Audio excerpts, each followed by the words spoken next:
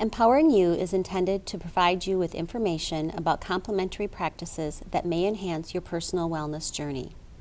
Some of these practices have been shown through clinical studies to be effective, others have not. It is entirely up to you to use this information to make the best choices for you as an individual based on your beliefs and healthcare needs. You are encouraged to consult with your primary care physician before engaging in or practicing any complementary services.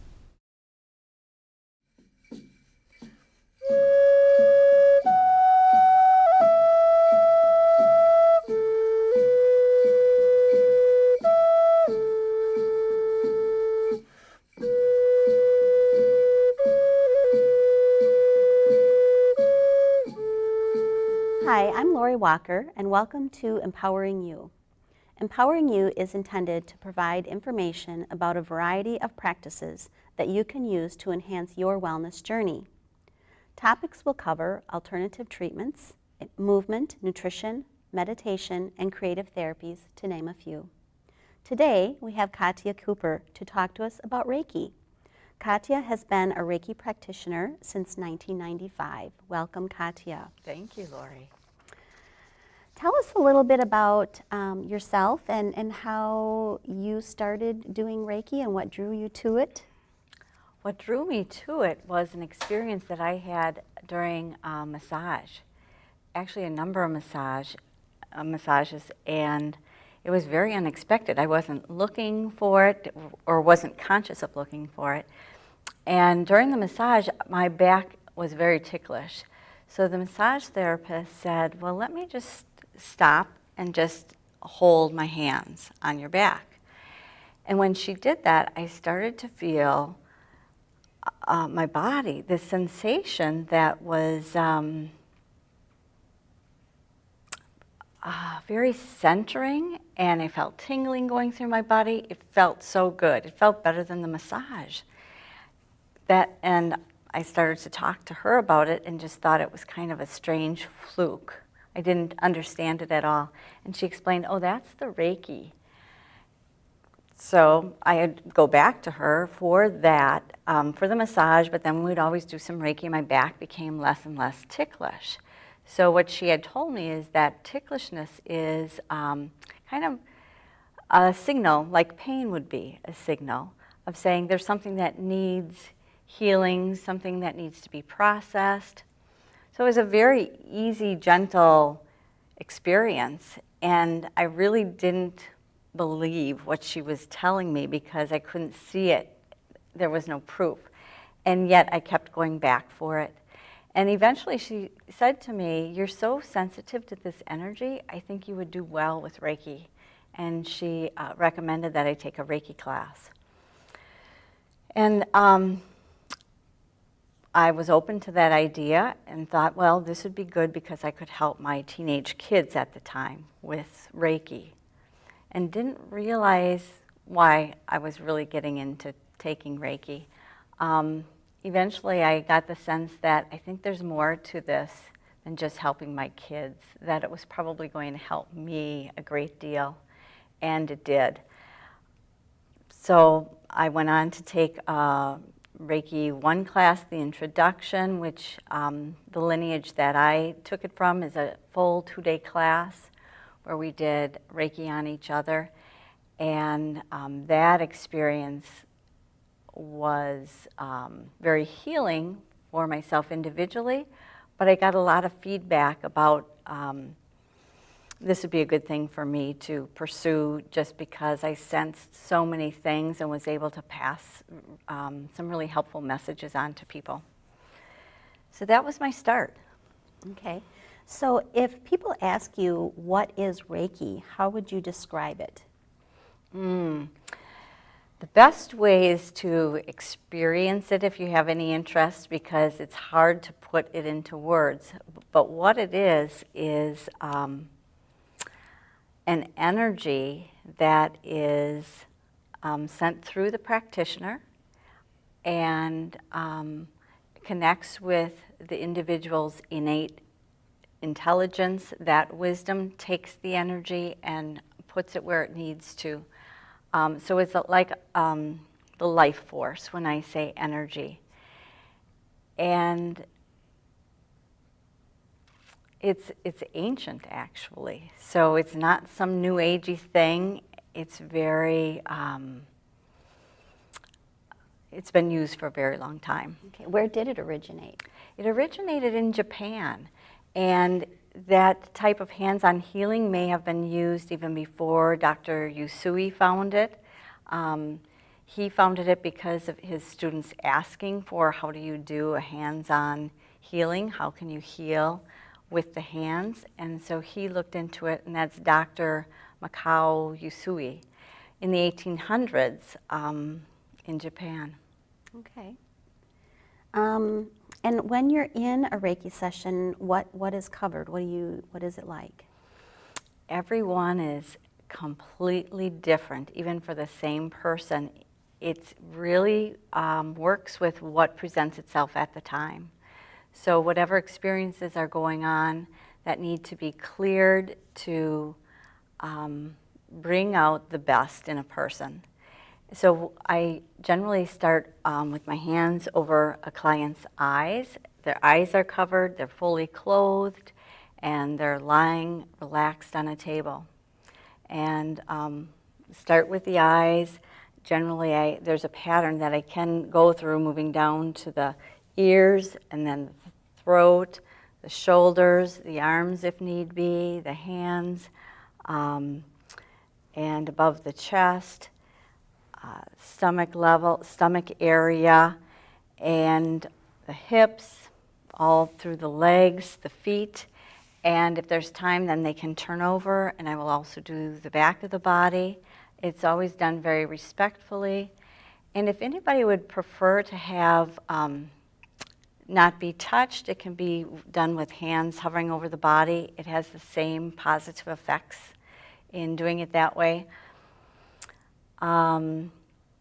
If a person is open to what I'm sensing, I will give them, I will let them know what I'm sensing and listen to what they're feeling if they care to share. So the lineage that I learned that is actually allowing some conversation. But sometimes people choose not to, and that's fine. Sometimes they might want conversation afterwards. So it's really done for the client and what they want to cover. Sometimes there's an emotional release, and my job is just to create a safe space for them so that they can process it in a way that they're comfortable. By the end of the session, they're always feeling more balanced, and there's a lot of times a euphoric feeling afterward. And even people that just sample it for a short demonstration, if they are not sensing all these things I'm talking about, at the very least, I've always heard that they feel more relaxed, and that in itself is healing. The other thing it covers is working with their energy centers. This goes back to ancient yoga. The energy centers are also called chakras, which is spelled C-H-A-K-R-A-S. So if you've ever seen that word, that's what it's referring to. And when our energy centers, our chakras are balanced, we feel like we're right on, and that's when we can go through our day feeling like everything's going right for us. That confidence is there, the calmness is there, energy to get things done is there. And it's when we're not feeling that's generally for clients a good time to know, maybe I want to look into this, maybe I could use some Reiki. Okay, and how long does a session last? Usually an hour, or I should say best to do an hour and a half. Sometimes after people have experienced it a while, an hour might cover everything that they need to get done. But if someone prefers to do an hour even at the start, that's fine. And I've even done demonstrations where it's we get a good start in, say, 15, 20 minutes. Okay. Okay. So if someone is kind of on the fence about trying Reiki, is there anything that you could suggest to them? That would be the demonstration, and from time to time I offer demonstrations if my schedule allows. So if somebody was just wanting to taste test it, they could always call and see if my schedule allows for a shorter session like that, and at some point I'm sure they'll get in for that. Okay. And can anyone learn Reiki? All they need is a real interest to learn it, and that's all they need. Oftentimes I have students that feel insecure without having some knowledge beforehand, and they want to read books, and I really recommend that they don't do that, because we're so programmed that way to have a book be our authority. And when you're learning Reiki, you really, by listening inside and really tuning in to what's going on for the person on the table, you get guidance and you get a sense of what's needed and required, and that's more important than what someone could read in a book. So I usually recommend that they wait before they read up on it and study it so that they can learn from the experience. And that's what the Reiki 1 class works with, is being able to sense. So in the Reiki 1 class, as a student, you get both experiences, being on the table and receiving, giving feedback back to new practitioners, and you also get to experience giving Reiki and receiving feedback from somebody that's going to be honest with you. And that experience during the class is very healing, because you do some deep work in a 2-day class, and also it's a learning experience for what's to come, what your comfort level is with something like this. Some people take the class and only have the intention to use it with their family and may only do that. Some people take the class to use it with pets, and that's often done, and they have some great experiences with that. So yes, anyone that has that desire can take it, and they're often, I should maybe always, surprised at their ability and what comes through them. Interesting. So are there benefits to other body workers, such as massage therapists, for learning Reiki? Oh yes, and I've heard back from massage therapists. One in particular was struggling with her energy by the end of the day, that she didn't have any energy left to do what she needed to do at home. And she was seeing a number of clients, and I don't even recall what that was. And then after the class, she said immediately she could see a couple to a few more a day, and she had more energy left after it. So then during the day, she even felt better while she was doing the massage.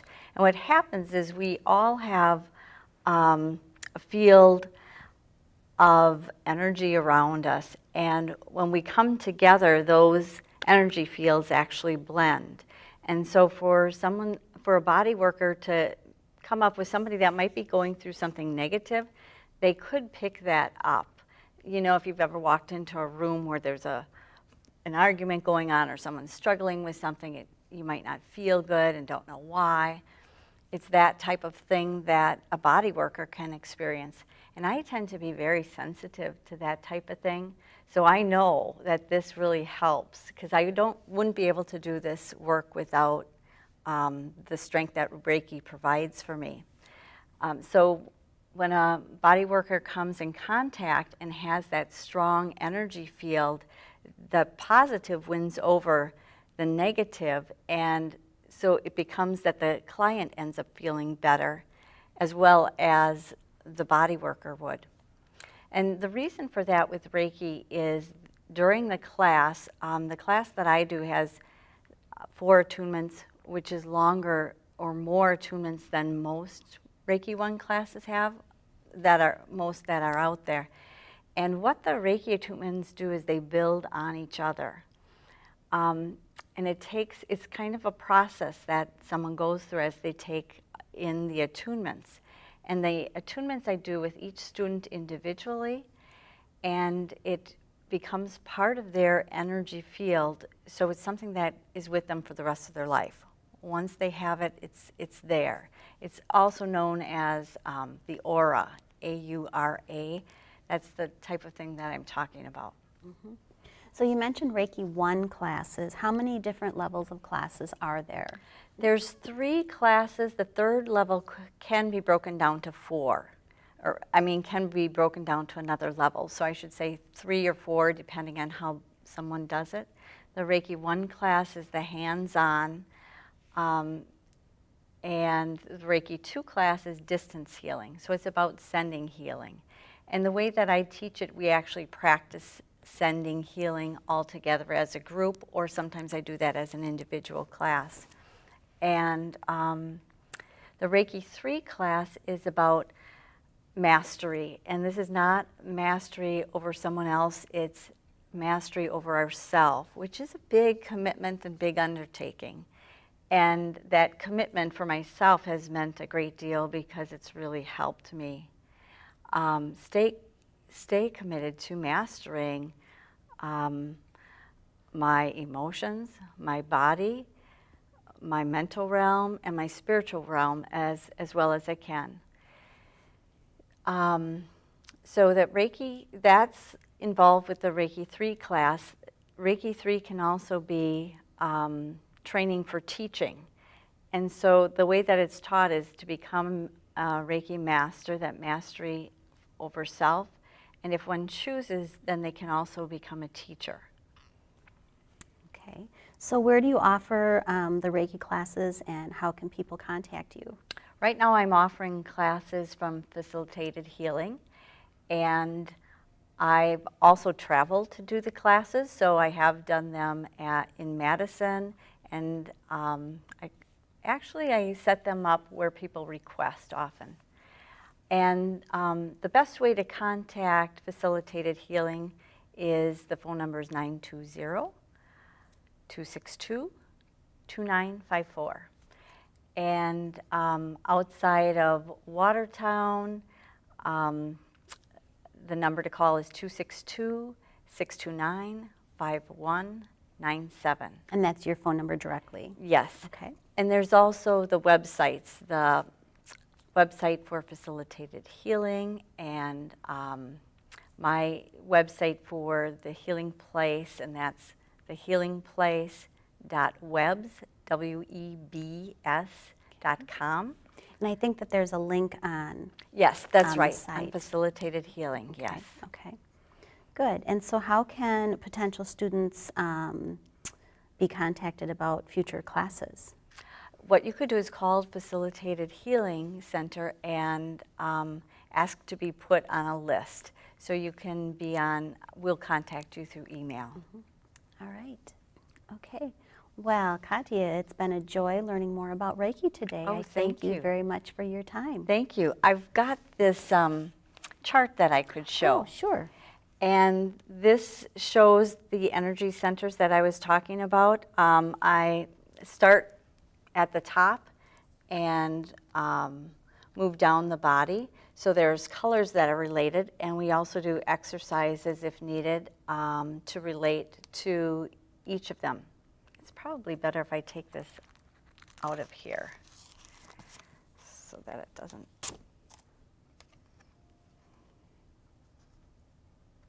And that's the chakra chart. Right. Explains a little more about the chakras. This is one chakra chart, and it shows also what's related. Say for the heart chakra, it's about love, and really comes back to ability to love oneself, to love others. And so, for example, the solar plexus is about taking action. And even lower, in the lower belly, is about feeling. And the first chakra, the base chakra, is about having. So there we go. And I could hold this up. Reiki is used for so many things. I've worked with people with healing, where they've healed colds all the way to healing cancers. So it can be used for everything. So it's a great complementary practice to go along with everything else that they're doing. Yes.